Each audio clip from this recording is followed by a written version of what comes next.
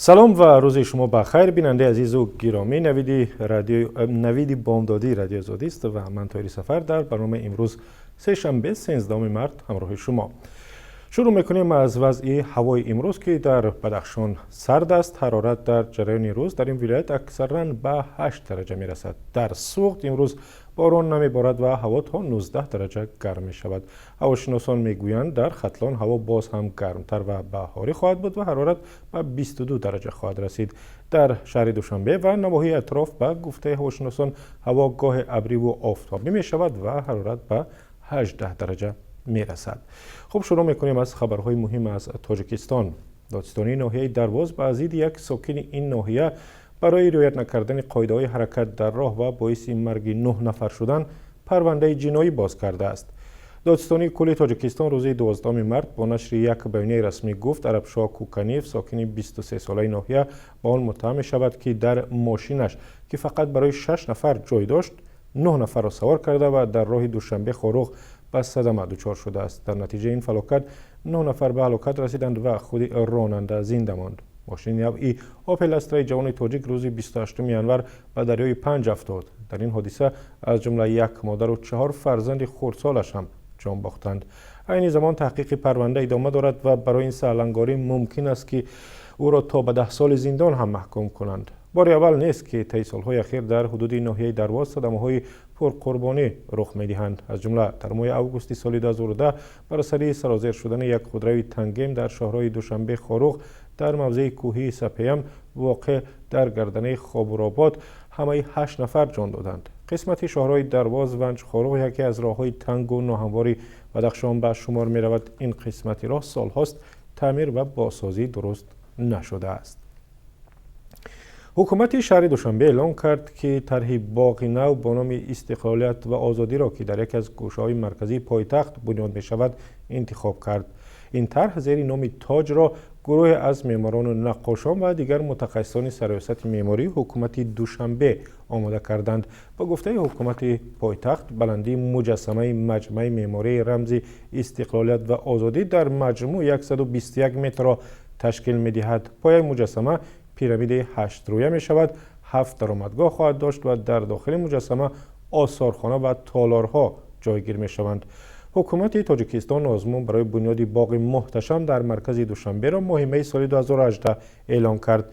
یکی از شرط‌های آزمون این بود که در باغ دیوارنگار محتشم با صنعت بلند از سنگ‌های طبیعی تاجیکستان با نام نگارستان پیش بینی گردد. دیوار نگارستان از سنگ‌های دور و لاجورد، فیروزه، لعل و دیگر سنگ‌های آرایشی سوخت و باختر و بدخشان آرایش یافته باشند.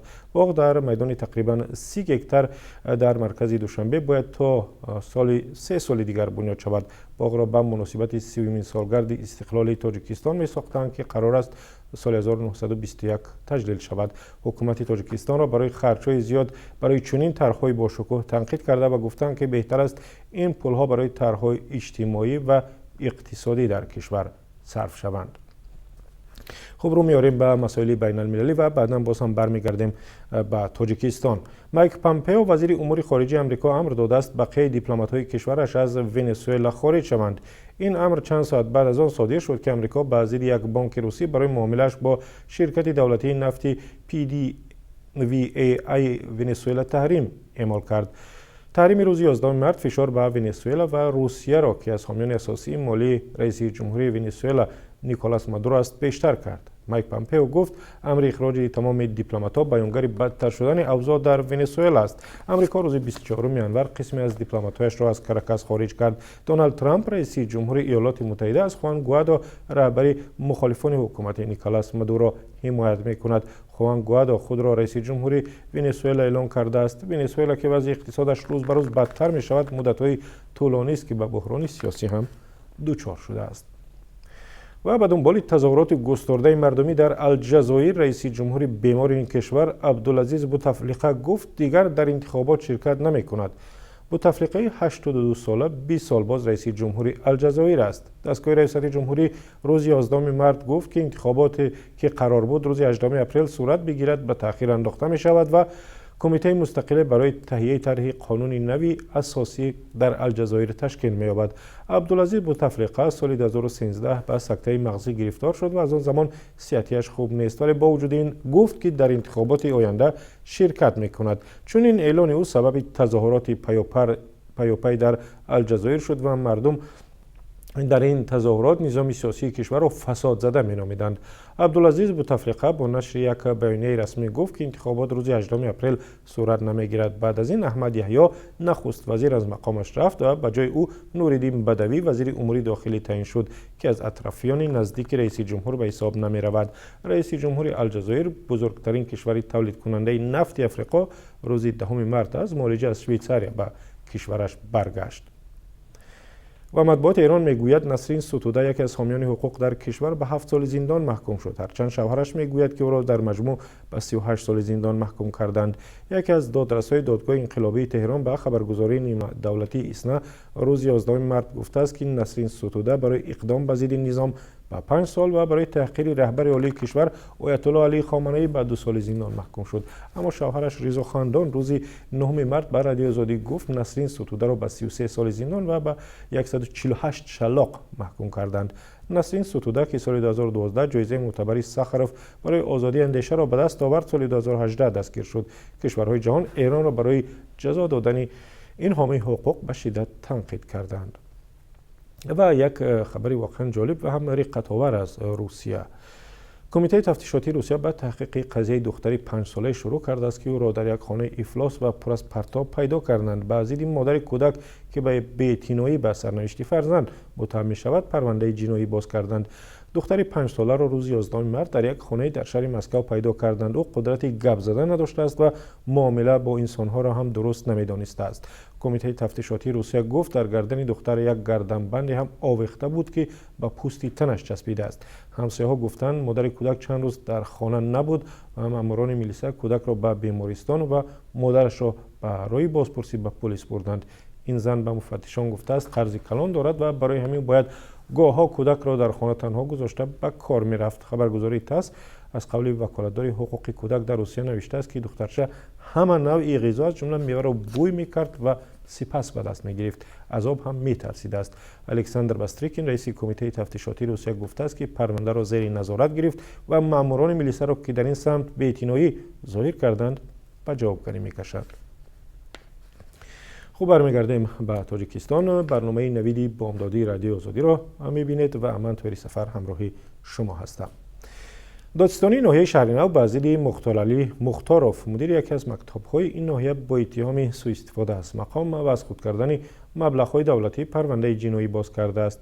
دادستانی کل تاجیکستان روز 11 مارس با نشر بیانیه رسمی گفت که مختار علی مرادوف مدیر مکتب میانه رقم 31 برای تعمیر مکتب از حساب دولت تقریباً 20000 سامانی گرفته و 7379 سامانیش را برای احتیاجات خصوصیش صرف کرده است. عین زمان تحقیق پرونده ادامه دارد. دادستانی تاجیکستان و دیگر مقامات مبارزه با رشوه‌خواری و فساد را پیوسته تنقید می‌کنند که فقط طبیبان و آموزگاران را به رشوه‌خواری و فساد متهم کرده آنها را جزا می‌دهد و همین گونه وانمود می‌کنند که با رشوه‌خواری و فساد مبارزه برند. به گفته خبرنگاران این مقامات انتظامی قانونشکنی‌ها و رشوه‌خواری‌های مقامات بلندپایه را نادیده می‌گیرند، هرچند علامت‌های واضحی دست داشتن آنها در چنین جنایت‌ها وجود دارد. و خبری ورزشی جالب هم داریم. زینالدین زیدان باز سرمربی باشگاه فوتبال ریال مادرید تعیین شد. متخصص 46 ساله فرانسوی به باشگاه شاهانه تا تابستان سال 2022 قرارداد به امضا رسانیده است. زینالدین زیدان در باشگاه شهر مادرید در یک سال 16 میلیون یورو به دست می‌آورد و در این وظیفه سانتیاگو سولاری را عوض کرد. زینالدین زیدان از این پیش از سال 2016 تا سال 2018 سرمربی ریال بود. تحت رهبری او باشگاه اسپانیایی 3 بار غالب لیگ قهرمان‌ها شد، یک باری در قهرمانی اسپانیا و سوپرجام کشور برنده شده است. بجز از این ریال با رهبری زیدان 2 باری در سوپرجام اویفا و قهرمانی باشگاهی جهان هم غالب آمده است. زینالدین زیدان به حیث فوتبال باز در ریال از سال 2001 تا سال 2006 بازی کرده است.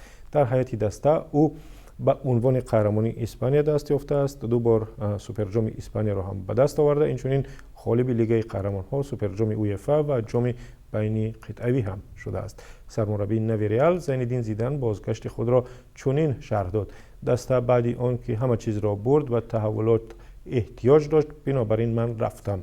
همه اکنون برمیگردم زیرا مرا پرزیدنت دعوت کرد. از همه اساسی آن است که بعد 9 ماهی نبودنم میخواهم به کار برگردم گفته است. و روزهای اخیر ریال منبع رویدادهای هنگامه‌جویی و زیدون نقیض بود. دسته در مدت 1.5 هفته از حق ادامه مبارزه در جام اسپانیا و لیگ قهرمان‌ها محروم شد. در قهرمانی کشور از بارسلونا 12 امتیاز کمتر گرفته است. خب فرصتی آن رسید که نگاه اندازیم به قرب سامانه که تا چه حد تغییر یافته است و یا در برابر دیگر از آر خارجی بالا و یا پایین رفته است. بانک ملی تاجیکستان امروز 12 مارس قرب سامانی را چنین تعیین کرده است: $1 آمریکایی به 9 سامانی و 43 درهم برابر است. 1 یورو 10 سامانی و 61 درهم می شود. اگر روبل روسی می خرید پس در عوض 1000 روبل به شما اندکی بیشتر از 142 سامانی می دهند. خب بیننده بسیار عزیز و ارجمند، اینجا رسیدیم به پایان نوید بامدادی سه شنبه و من طاهر سفر همراه شما بودم. از یادتان نرود که تا چند ساعت دیگر با سرخطی خبرها و ساعت 5 رسا به وقت دوشنبه و ساعت 2 به وقت مسکو با برنامه خبری روز به نزد شما برمیگردیم. برنامه را مثل همیشه در وبسایت azadi.org و کانال آزادی ویدیو در یوتیوب تماشا کنید.